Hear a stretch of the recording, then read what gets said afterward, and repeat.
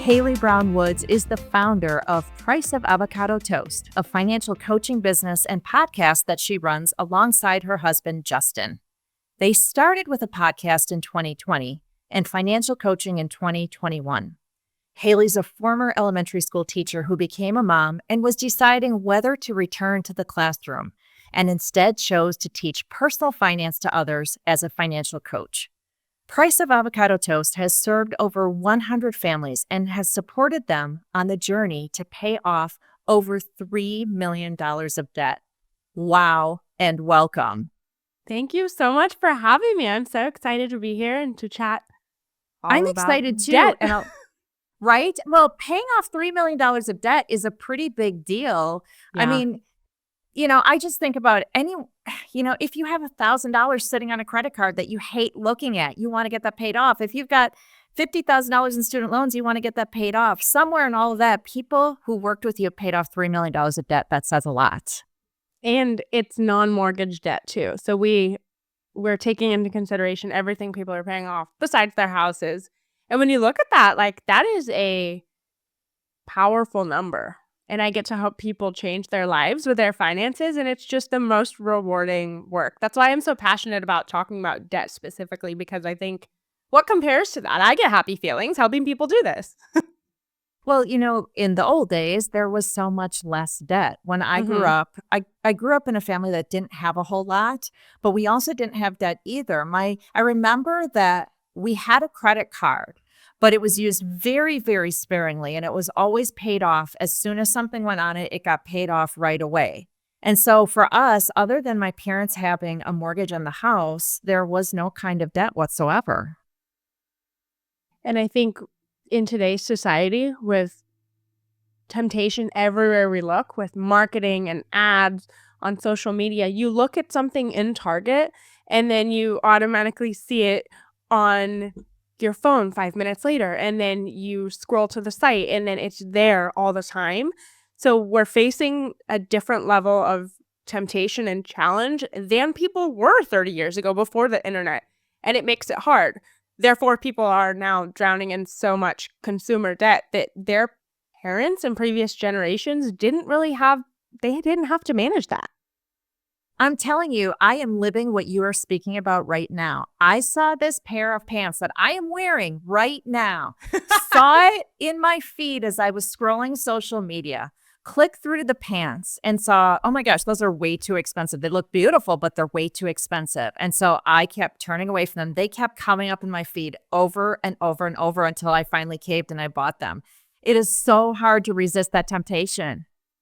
I'm even getting that happening, but then it transfers over to my email. And I'm like, where did they get my email address? How am I getting ads in my email for something that I searched on Google 3 weeks ago? And now It shows up everywhere. So it's a different demon that we have to, it's like a mountain that we have to, what am I trying to say? Go over. Right. Achieve. It's a lot. Well, I'm so excited to have you here because during divorce, debt is a huge problem for so many women. Now, some of them are coming out of marriages where they had financial difficulties and that played into the divorce. Others are finding that they're going into debt because of the divorce process, because they have to pay attorneys or because they need to get groceries and they don't have any other money coming in. Either way, I know that these women need some strategies for getting out of debt. So I want to start with you by talking about why people get caught in the debt cycle, because I think a lot of people who end up drowning in debt are asking themselves, how did I even get here? I think we get stuck in the debt cycle because we are being fed information from society that getting a credit card is the best way to build credit. So that's primarily where it starts. You open up some form of a line of credit. And then we also have a massive gap in education with what is that credit card that you just opened. Majority of people open up a credit card. They don't understand what the interest rate is, or there's a promotional period where there's 0% interest, but they don't really know what that means, or they think that they're opening it up for points and rewards. And then the next thing they know, they have $5,000 that they owe on that card. And I think it starts so small for a lot of people. But then as we keep going, you keep adding things to the cards, and then you open up multiple cards, and then the next thing you know, you have a mountain of credit card debt. And then it turns into a personal loan because they're trying to consolidate, and it just keeps going and going and going. But I feel like it is so innocent in the beginning. It's not like people seek, I'm just gonna wake up one day and take on a bunch of debt. Majority of people, it happens with little tiny purchases over time. Now, there's also the incident of debt happening to people, which is a very real reality for a lot of people, especially someone who is facing divorce. If you have a situation where you have something happen to you and you have to put a bunch of stuff on a credit card or finance whatever it is for a certain period of time, the next thing you know, you may have $15,000 of credit card debt because this thing happened to you, whether it's a medical event, a divorce, an emergency. But for most people, it just is slowly but surely with little tiny things. All right. If you're single and dealing with debt, it's one thing, I think, because you decide what you're going to do with your debt and then you do whatever that plan is. But when you're part of a committed couple, I think it's a little bit different. So I wanted to talk with you about the issues that couples face when they are navigating debt together. One of the biggest issues that I see people facing when they're navigating debt together, credit card debt specifically, is the timeline difference of getting on the same page about wanting to tackle it. Partner A might be like, yeah, I'm on board. Let's pay this off. And the other person is like, well, I don't want to stop spending money. I've established all of these habits and I have a certain lifestyle I want to obtain. And I don't want to do what I need to do to pay off the debt to actually make the changes. And then that creates a disconnect between the two people. So that's one of the biggest challenges that I see alongside hiding things. That's like another big thing with credit card debt and personal loan, all of the consumer debt, where maybe there's not a transparent conversation about how much debt we have or what we're using it for because we're just using the credit cards just for whatever. And then partner A has $5,000 of credit card debt and partner B has no idea. But now you're legally bound to this person and they've gotten you into debt. So there's a lot of with married people, it can be complicated when you have combined finances and you're not entirely on the same page about tackling it or acquiring it. That's where disconnect happens. And then people end up not on the same page or they end up in a divorce because they can't see eye to eye with this one thing that started out with stopping at Chevron to get some candy and you put it on the credit card. Well, it goes deeper than that. You know, there was that period of time where there were all those memes about hiding the Amazon purchases, how the Mm-hmm. wife was hiding these packages and things. And so many people thought that was cute and funny. And I never, ever thought that was cute Yeah. and funny No. because I always felt like if you feel you have to hide your purchases, there is a deeper problem here that we need to talk about. Mm-hmm. And not every married couple or long-term couple is going to have their money fully combined. We all have different preferences, to each their own. But if it is being hidden, there's a problem. Like if you feel like you are hiding things from your partner, it's deeper than just, well, I just didn't want to tell them. Why didn't you want to tell them? It's deep-rooted shame in your spending because of the way you grew up. A lot of the times we end up in debt because of, I mentioned the lack of education that is a deep societal problem, but then there's also our relationship with money that is shaped from our entire childhood. How did your parents manage money? How did you learn about money? Did you have any conversations with those people? And that will shape how you communicate with your partner as well. And when we don't talk about that, there's this disconnect. So we have to get on the same page, which is easier said than done for a lot of people. And there certainly could be external factors that are causing you to hide it. You may Mm-hmm. be in an abusive type of relationship, and you know that if your spouse is aware of your spending, there are going to be some really negative consequences. But I think that's something that has to be addressed as well, right? Continuing to hide purchases doesn't address the problem. 1000%. I think that the term financial infidelity, where we are hiding money from our partner, it goes both ways. Financial infidelity can save someone. It can save you and your like livelihood if you're in an abusive situation and you need to leave. But if you feel like you're in a happy marriage and you don't have those problems and you're not planning to leave your partner and you're still hiding stuff or they're hiding things from you, then there's a much deeper thing there than hiding your Amazon purchase. Right. Okay, let's talk about how someone will know if they are in a debt cycle.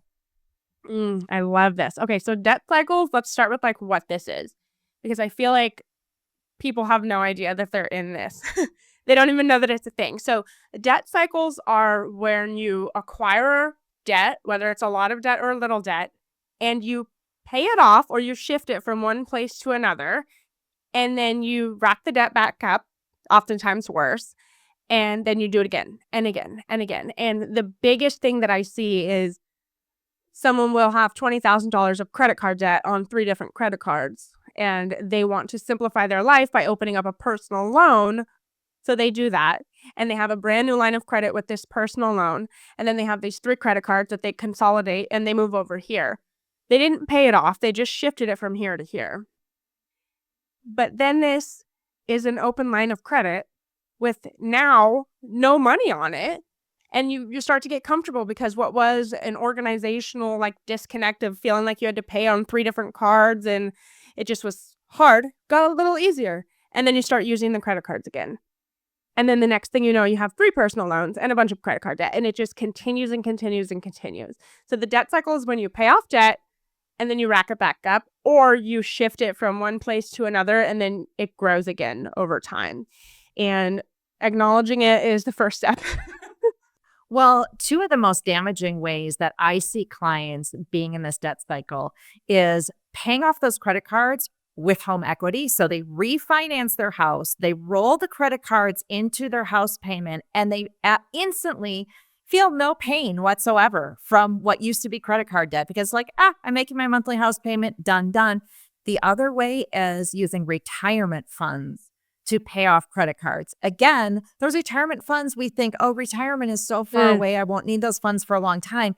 So it is relatively painless when you're using retirement funds to pay off those credit cards. And home equity and retirement funds are some of the primary ways that I believe people in America build wealth. And so every time you tap into those, you are damaging yourself long-term from your asset base standpoint, but you're also then creating for yourself a scenario where you're going to run up those credit cards again. And I just know it. I've seen people do it over and over. Tracy, that is a really good example and a little more serious too. Like people put into consideration, oh, I'm going to take out a HELOC or I'm going to refinance my house and cash out some of the equity. There's thought in that. People don't just go cash out their 401k and casually. Most people, you think about it before you do it. But then there's also the micro level of like, you get a tax return every year. You get your refund and you take the entire thing to pay off all of your credit card debt that you acquired over Christmas and the whole entire year. And then you do it again the next year and the next year and the next year. That's also a debt cycle. It's not as painful in the long run, but it's not getting you anywhere. And if we're looking at actually paying off our debt, and this is something I'm so passionate about because I feel like social media and famous gurus in the finance space are just like, pay off your debt, pay off your debt, pay off your debt. But if you do not fix what got you there, you're going to be in the cycle. You're just pressing restart. Anybody can pay off debt. Like anyone can lose 10 pounds if you just don't eat. Anyone can pay off $1,000 of credit card debt if you don't spend money, but that is not the answer. Eventually, you're going to need food. You're going to need to spend money. And then if you don't fix the behaviors, you are binging.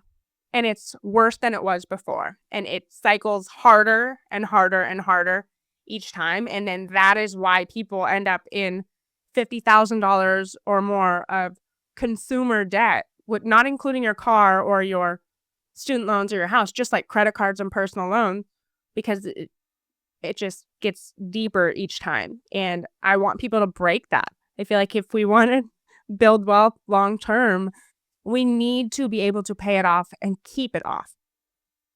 Well, let's suppose that someone listening to us recognizes that they are in a debt cycle. How are they, if they're like everyone else, what are some of the common ways that they're going to try to get themselves out of this debt cycle? The first thing I see is absolute restriction. Just like slash everything, cut everything that brings you joy, and just don't spend money. Oh, And wait, let me guess. Would this be the rice and beans and rice yes, method of you can't ever spend money on yes. anything and you eat rice and beans until all of your debt is gone? And I just think that is asinine and unrealistic. Yeah, it works for like a month. And for some Right. people, maybe even a year, but similar to the concept of weight loss. Like, and I think that this resonates with so many people. They're like, oh yeah, yeah, I've done that. I went hard on the fitness goal, went to the gym 40 days in a row, and then I never went again. Well, it's the same thing with your money. If you go super fast, you're just going to hit a wall and then you're going to resent the process. And then budgeting feels gross and the whole thing feels like there's a disconnect. And that's not what we want. So going too hard with slashing everything is the first thing that I see. And then I see the strategic moves that I mentioned of like taking out a personal loan or trying to consolidate your debt by moving it over to a 0% interest credit card for a balance transfer, or taking a mass amount of money from maybe a bonus or your tax return or something like that and just paying things off without working on anything. So Mm-hmm. those are the first things I see immediately. And you have to cut spending usually. And strategy is not bad. So neither of those are like terrible, terrible things. But when they're done without intention, that is where things don't really move forward. You're just kind of throwing paint saying, well, I hope that this works. And we need to be intentional with the strategy. Okay, so we have to break that debt cycle. Yes. Tell me what breaking the debt cycle really means. That's a really good question. And I feel like no one's ever asked this before. So breaking the debt cycle, I'm a financial coach and I help people with budgeting and healing their relationship with money. And I have many clients that I work with for a couple of years. And breaking the debt cycle is a long process. For most people, it takes like a year. For many people, it takes multiple years. It depends on how long you've been in this process. But when you truly have broken the debt cycle, you are not acquiring more debt. You have money in savings to debt proof your life when things happen, because they will happen. And you also are thinking of your money before you spend it. And that is the piece that takes the longest for most people, because we live in a tap, tap, tap society. Take your phone, take your card, just tap it, and you don't feel it. We don't have a psychological reaction anymore to spending money because it's online and it's in our pockets. It's even on your Apple Watch. You just tap your watch and Right. spend money. And there's not the physical exchange anymore of whatever you're buying with cash. And I think because of that, it does take longer for people to actually think about the money that is being spent before you actually spend it. And before you just log in and you're like, whoa, I have no money. Why am I overdrafting? Well, let's think about it before we actually do it. And that, when you hit that point, you have broken the cycle of like not thinking about things, which I think when we talk about breaking the debt cycle, it goes so much deeper than actually, okay, now you've paid off all of your debt and you're not acquiring more debt. I think the psychological aspect of the behaviors that need to change are far more important. And that is the hard, deep work people don't want to do because it's uncomfortable. It's uncomfortable to look at yourself and to say, well, how did mom and dad talk about money? Wasn't great. And I have a really bad relationship with money because no one taught me, or I have a lot of financial trauma I need to work through.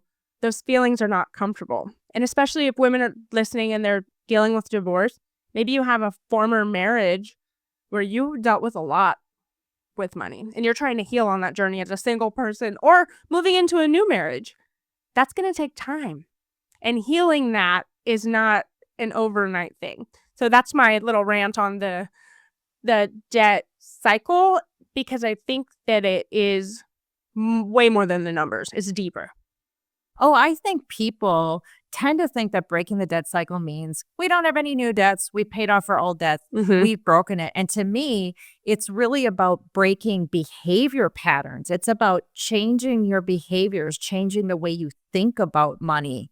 And alongside of paying off your debts, of course, and alongside of not incurring new debts unless it's strategic. I don't know. It feels to me like it must be really hard to think about if someone has a problem with spending and a problem with using credit cards, can they be taught how to strategically use credit cards in the future in a non-damaging way? Yes, but it takes time. It takes a Yeah. lot of time. I'll give a little snippet on my story really quick. My husband and I had a large inheritance that just flopped into our laps after his grandma died of mesothelioma. It was a wrongful death lawsuit, and we got $600,000 from that. We blew all of the money because we didn't have a financial background or education at all. We didn't know what we were doing. We were 23 and 24. We blew all of the money and got into over $220,000 of debt in 3.5 years. And then turned around and paid off $132,000 of our debt in a year and a half, super fast. I highly don't recommend that. We went very quickly. It was a little too much beans and rice. But we didn't use credit cards for 2 years, like 2.5 years.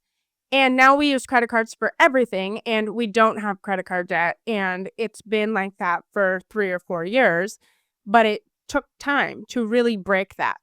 And when you're doing things intentionally, you can rewrite that story, but it takes time. And I think if you're really struggling, specifically if you're listening and you're like, okay, I'm a credit card person, you have to stop using your credit cards. You cannot break a debt cycle and pay off your credit cards if you're still using them. That's just not going to work.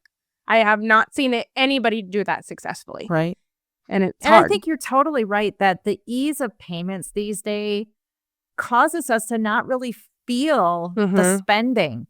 I started my forensic accounting business 25 years ago, and I had no savings. I didn't have a client base. I was very poor for a very long time, and I did it. I made my life with cash. I had cash envelopes. And so when I went to the grocery store, it was how much cash do I have in hand today? That's all I have to spend. I didn't have credit cards to use at the time. I wasn't using a debit card. It was all cash. And there was a real difference in having to hand someone the green stuff. And now, and a whole nother thing is Affirm and Klarna and Pay Now, PayPal is everywhere. If you buy your groceries online, there's an option to take your grocery order and split it into 4 installments. Wow.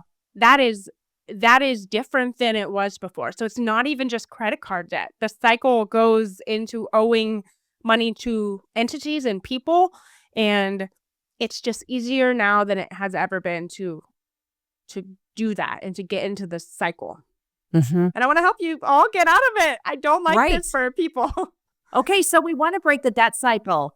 What is the number one thing we're going to have to do when we're trying to break this cycle? Number one is that you need to have cash. You need to have money in savings. Absolutely. You cannot skip this step. And we have a formula that we've created. These are kind of silly names, but we have a canned tuna budget number and a sushi budget number. And the canned tuna budget number is your 1 month of basic expenses. Like if you lost your job tomorrow, what would you have to pay? And your sushi number is 1 month of expenses, just like a normal given month. And ideally, you want to have the sushi number. But before that, you need to have the canned tuna number. And if you've never had any money in savings, and now all of a sudden I just told you need to have $5,000 in savings, you're going to gulp and be like, well, I'll just pay off my debt and work on the savings later because that's going to take forever.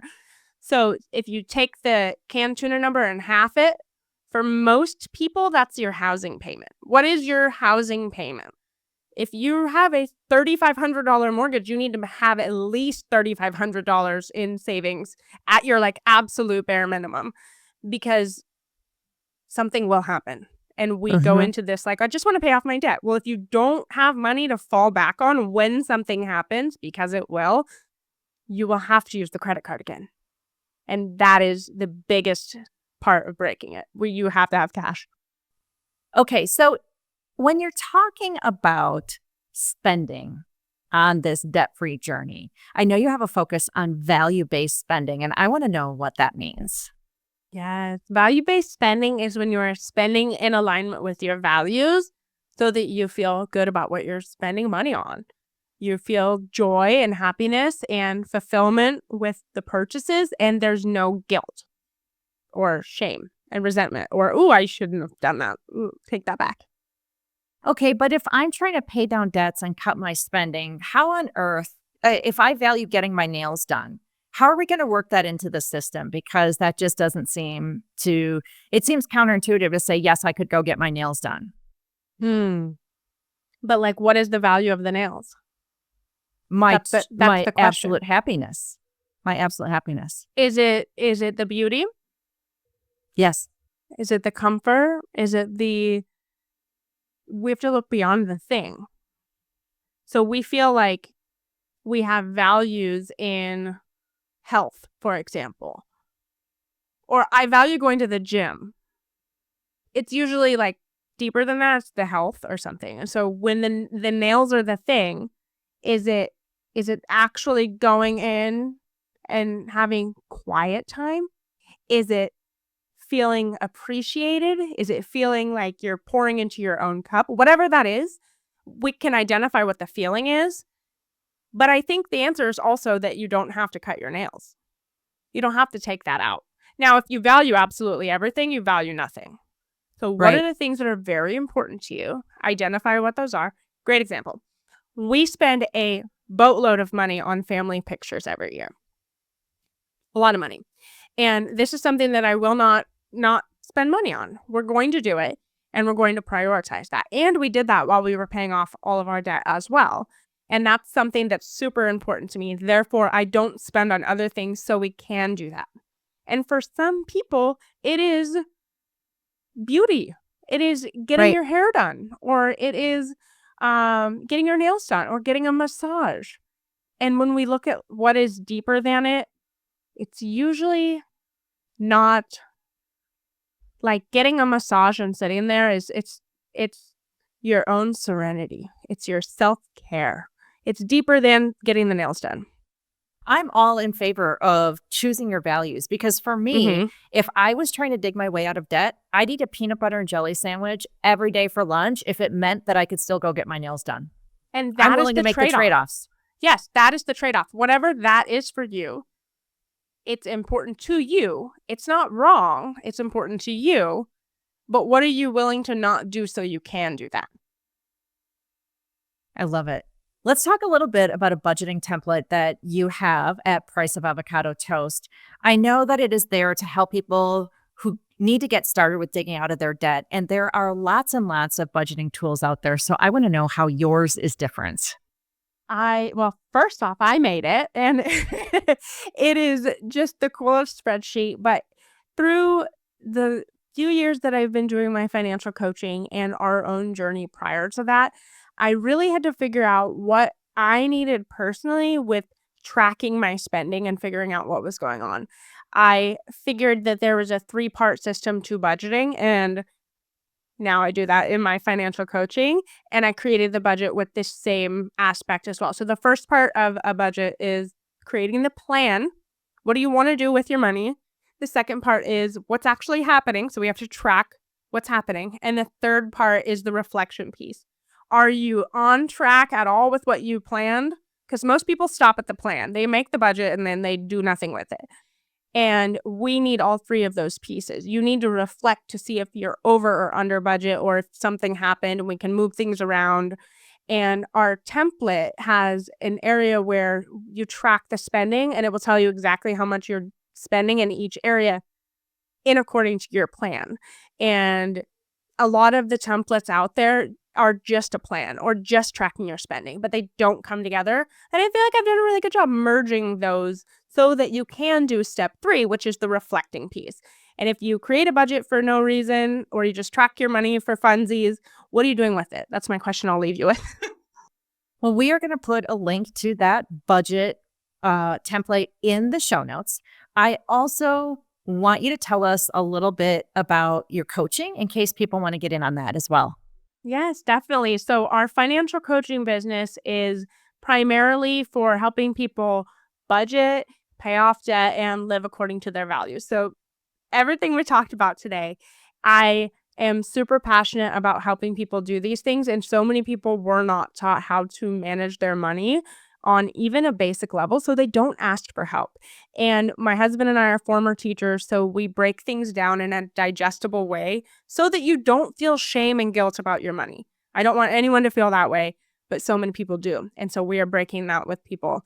We do one-to-one financial coaching, which is just a private, intimate financial coaching experience where we meet with you for 6 months or 12 months. And then we also have a group coaching program, which is called Empowered Money Academy. So some people are not fully ready for the one-to-one commitment and they want to try group coaching. So we have that as well.